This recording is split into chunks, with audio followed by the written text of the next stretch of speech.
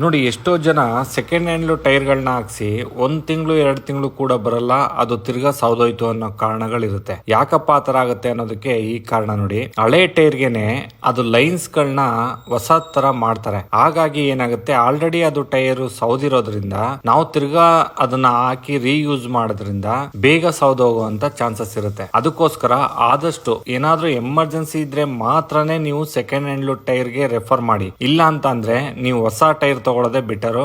1 ದಿನ 2 ದಿನ ಲೇಟ್ ಆಗ್ಲಿ, 1 ವಾರ ಲೇಟ್ ಆಗ್ಲಿ. ಯಾಕೆ ಅಂತ ಅಂದ್ರೆ ಬಾಳಿಕೆ ಬರೋದ್ರಲ್ಲಿ ತುಂಬಾ ವ್ಯತ್ಯಾಸಗಳಿರುತ್ತೆ. ಸೆಕೆಂಡ್ ಹ್ಯಾಂಡ್ ಟೈರ್ಗೆ ಈ ತರ ಒಂದು ಮೇಲ್ಗಡೆಯಿಂದ ಪೈಪಿಂಗ್ ತರ ಮಾಡಿ ಅದನ್ನ ಹೊಸದ ತರ ಕಾಣೋ ತರ ಮಾಡ್ತಾರೆ ಹೊರತು, ಆದ್ರೆ ಅದರಲ್ಲಿ ಥಿಕ್ನೆಸ್ ಕಡಿಮೆ ಆಗಿರುತ್ತೆ. ಆಲ್ರೆಡಿ ಸೌದೋಗಿರೋದ್ರಿಂದ ಆ ಥಿಕ್ನೆಸ್ ಹೋಗಿರುತ್ತೆ, ಇನ್ ಮಿಕ್ಕಿರೋ ಥಿಕ್ನೆಸ್ ಮಾತ್ರ ಇರುತ್ತೆ. ಅವ್ರು ಆಲ್ರೆಡಿ ಹೋಗಿದೆ ಅನ್ನೋ ಒಂದು ಟೈರ್ ನ ಹೊಸದ್ ಮಾಡಿ ಕೊಡ್ತಾರೆ. ಮತ್ತೆ ಇನ್ನೊಂದ್ ಕಡೆ ಏನಪ್ಪಾ ಅಂತಂದ್ರೆ ನೋಡಿ, ಈ ತರ ಒಂದು ದಪ್ಪವಾಗಿರುವಂತ ಲೇರ್ ಟೈರ್ ಮೇಲೆ ಲೇರ್ ನ ಅಂಟಿಸಿರ್ತಾರೆ. ಇಂಥದ್ದು ತುಂಬಾ ಡೇಂಜರ್ ಈ ತರ ಹಾಕಿಸ್ಕೊಳ್ಳೋದು. ಯಾಕೆ ಅಂತಂದ್ರೆ ಗಾಡಿ ಒಂದೇ ಸ್ಪೀಡ್ ಅಲ್ಲಿ ಓಡುತ್ತೆ ಅಂತ ಹೇಳಲಿಕ್ಕಾಗಲ್ಲ. ಗಾಡಿ ಫುಲ್ ಟೈರ್ ಮೇಲೆನೆ ಅಳವಡಿಕೆ ಆಗಿರುತ್ತೆ. 4 ಟೈರ್ ಕರೆಕ್ಟ್ ಆಗಿದ್ರೆ ಗಾಡಿ ಕ್ಲೀನ್ ಆಗಿ ಮೂವ್ ಆಗುತ್ತೆ. ನೋಡಿ, ಟೈರ್ ಗೆ ಸೌದೋಗಿರೋದಕ್ಕೆ ಈ ತರ ಮೇಲ್ಗಡೆ ದಪ್ಪವಾಗಿ ಫ್ಲಿಪ್ಟ್ ಮೇಲ್ಗಡೆ ಹಾಕೋದ್ರಿಂದ ಅದು ಯಾವಾಗ ಬಿಚ್ಕೊಳ್ಳುತ್ತೆ, ಯಾವಾಗ ಗಮ್ಮಿಂಗ್ ಹೋಗುತ್ತೆ ಅಂತ ಹೇಳಲಿಕ್ಕಾಗಲ್ಲ. ಇವರು ಎಷ್ಟೇ ಗಮ್ ಹಾಕಿ ಕೂರ್ಸಿದ್ರು ಕೂಡ ಸ್ಪೀಡ್ ಅಲ್ಲಿ ಹೋಗುವಂತ ಟೈರ್ ಫುಲ್ ಹೀಟ್ ಆಗಿರುತ್ತೆ. ಆ ಹೀಟ್ ಅಲ್ಲಿ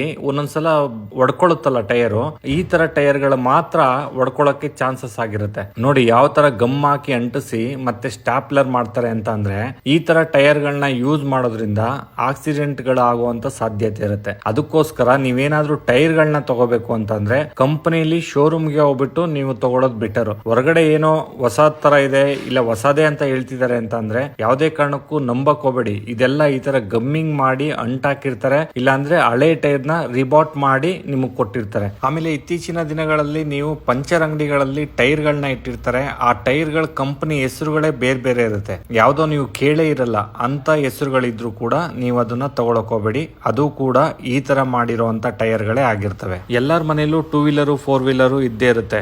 ಈ ತರ ಟೈರ್ ಗಳನ್ನ ಬಳಸೋದ್ರಿಂದ ಆಕ್ಸಿಡೆಂಟ್ ಗಳಾಗುವಂತ ಸಾಧ್ಯತೆ ಇರುತ್ತೆ. ಅದಕ್ಕೋಸ್ಕರ ನೀವು ಒಂದು ಶೇರ್ ಮಾಡೋದ್ರಿಂದ ಒಂದು ಫ್ಯಾಮಿಲಿನ ಸೇವ್ ಮಾಡಬಹುದು. ಹಂಗೆ ನಿಮ್ಮ ಅನಿಸಿಕೆ ಅಭಿಪ್ರಾಯಗಳನ್ನು ಕಮೆಂಟ್ ಮುಖಾಂತರ ತಿಳಿಸಿ.